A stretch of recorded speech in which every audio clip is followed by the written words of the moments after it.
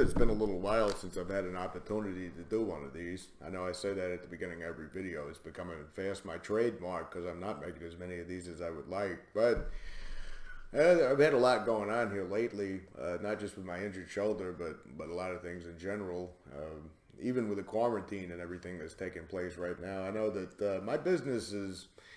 We're not open to the public just yet. We're not fully opened up, but at the same time, there's inventory stuff going on and all kinds of weird shifts and changes, and everything's a little bit wonky in regards to work itself right now. I think it's probably going to be at least a few more weeks before we even begin to get close to back to normal again, with everything that's going on with the quarantine and the virus and all. But I have had some spare time on my hands here lately, very limited, not a lot, but I went and checked out this book from the library called The Biology of Desire. It's by a neuroscientist, Mark Lewis, and I can't go into all the detail of what he talks about, but it has been quite eye-opening in some ways, and I haven't necessarily agreed with everything he says in there, but it got me to thinking about a topic that keeps cropping up in a lot of circles, especially if you're in the habit of arguing with AA people online or anything like that, which I'm kind of needing to back off doing that because it was starting to consume and eat into my time with other things that I'm actually in the middle of and engrossed with right now, other personal things. But there is the argument that keeps coming up all the time about, is addiction a choice or is it a disease? And there's a couple of things I want to clear up in this video about that, because that's...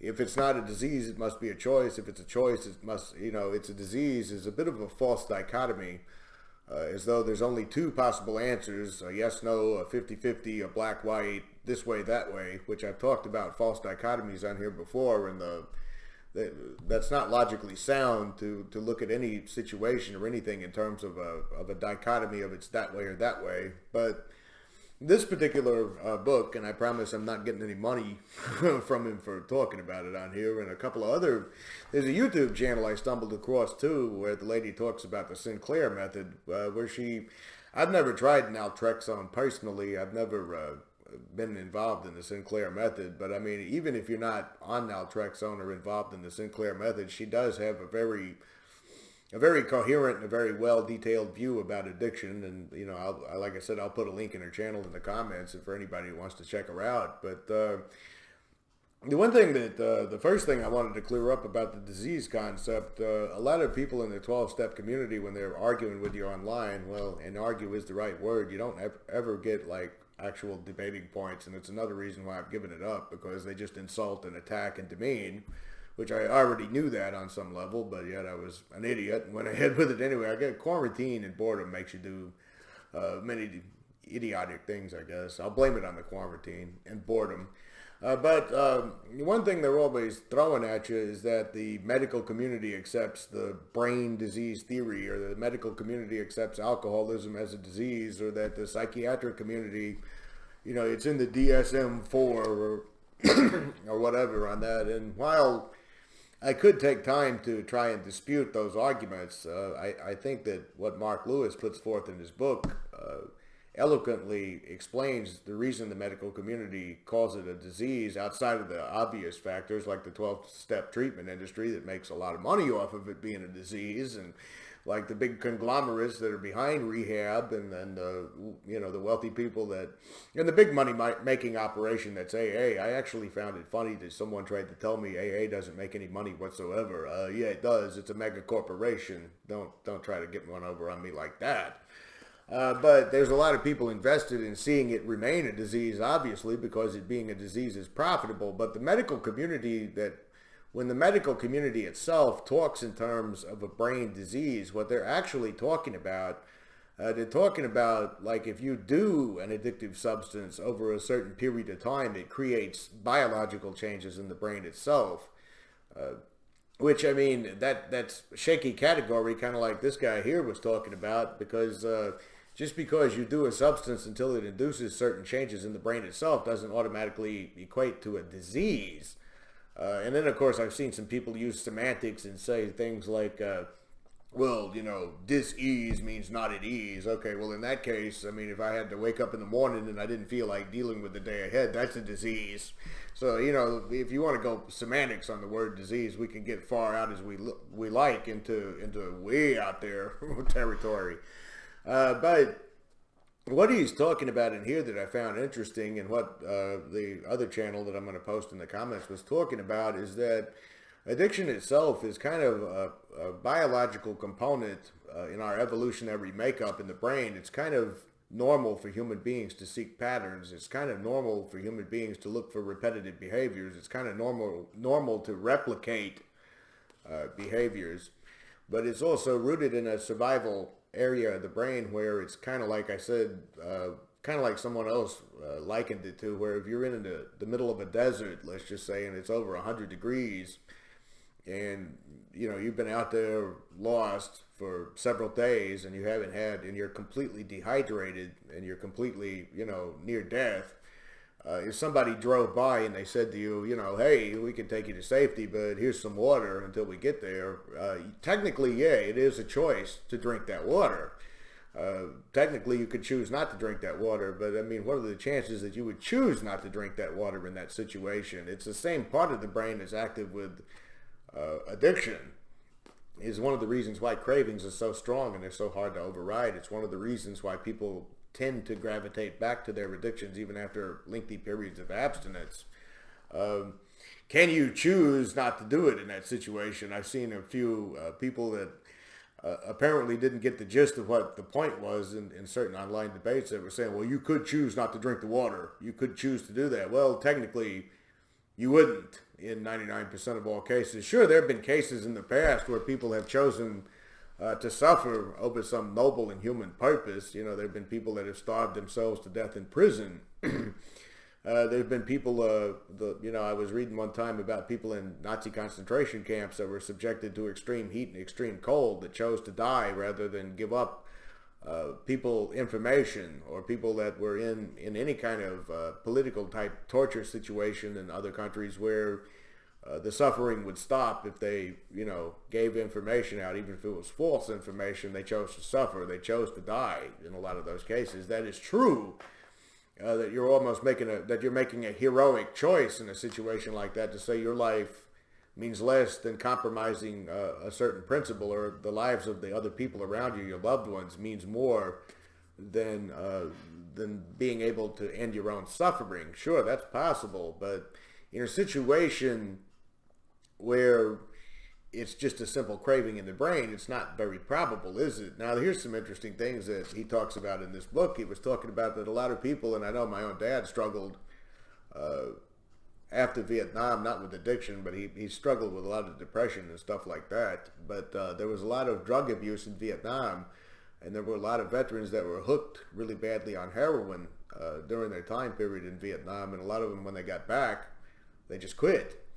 There was a situation in another study that they were talking about where people who were severely addicted to crack were told that they could lay off the crack and they would actually get money, and several of them chose to lay off the crack cocaine in order to get money. So it is possible to override that part of the brain that's in the survival mode that needs that drink like that, but it's a really powerful thing, and it has nothing to do with morality, and it has nothing to do with moral failings, and it has nothing to do with lack of spirituality, and it has nothing to do with being an agnostic or an atheist in belligerent denial of God, as their AA literature states, and it has nothing to do with inventories or making amends. It has to do with a component within us that is stuck in a certain repeated pattern of behavior, and it keeps seeking it over and over again. And one thing he talks about in here is that it's actually almost logical to get addicted, believe it or not. I know that's a crazy concept, and when I first read it, I was like, oh, that's novel, but he was talking about that we are pattern and repetitive seeking people. People in general, or human species in general, is what I meant to say. They seek out patterns, they seek out repetition of behaviors, they seek out what provides them with, even the basic biological instincts of food and shelter and, clothing or whatever like that. And that addiction becomes an intrinsic part of you due to repeated uses of it over and over and over again. And the idea of overcoming cravings becomes all-encompassing, but it has nothing to do with a brain disease or a spirituality or a lack of morals or even a lack of willpower when it kicks in. I remember many times when I was really, really active, and you know, I've said it on here before, I had a severe alcohol problem. I mean, I'd wake up in the morning and start getting intoxicated just to function normally. I was having to drink enough liquor that would normally put people on the floor just to be a normal guy walking around and talking. If you saw me slurring my speech, or if you saw me kind of getting out of hand, you knew I was really way over the limit, because it was taking an insane amount of booze just to make me a functional human being during at one point. It's one of the reasons why I've got some of the problems I do with, say, the neuropathy and other things like that, which is, you know, grown better. But so, you know, when you're saying it's a choice that you choose to do that to yourself, if you put it under the word choice without an explanation or without an in-depth understanding of the word choice, then it kind of leads you back to that same place. I'm saying you, I mean, in general, what I'm thinking about and what he kind of talks about is, if you know that it's a choice, let's say, and you believe it's just a choice, just like flipping a coin, or just like choosing between Netflix and Amazon for a movie, if it's just that indistinguishable, then if you fail at trying to resist the temptation to give in to the liquor or whatever, then you're still going to have that tendency to beat yourself up. You're still going to have that tendency to hate yourself.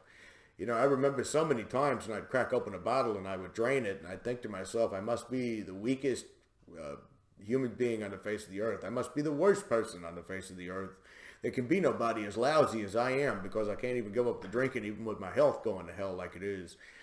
And that type of negative self-affirmation is really, according to these studies, you know, again, I'm not being paid to do this, but it's very interesting reading. If your library's open and it's open to being looked at under this quarantine, you might, I would recommend it. And he's got YouTube videos on here too. I think I said that already.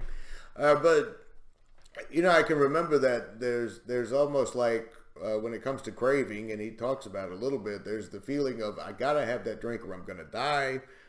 If I don't get a drink right now, right this very second, it's gonna be the end of me. And, you know, you can logically reason with yourself. You can logically say to yourself, well, you know, I'm not gonna die if I don't get booze. The worst that's gonna happen is I'm gonna go to bed a little pissed that I didn't get to get plastered.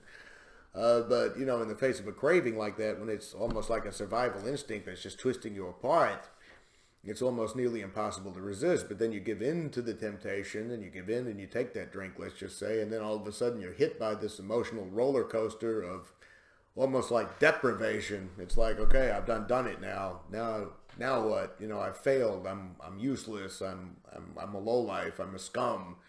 And besides that, I didn't really get enough to drink the first go around with the slip anyway. So so I might as well just have me another one, you know, to buzz a little bit better. I know I'm going to suffer in the long term, but I might as well feel good right now.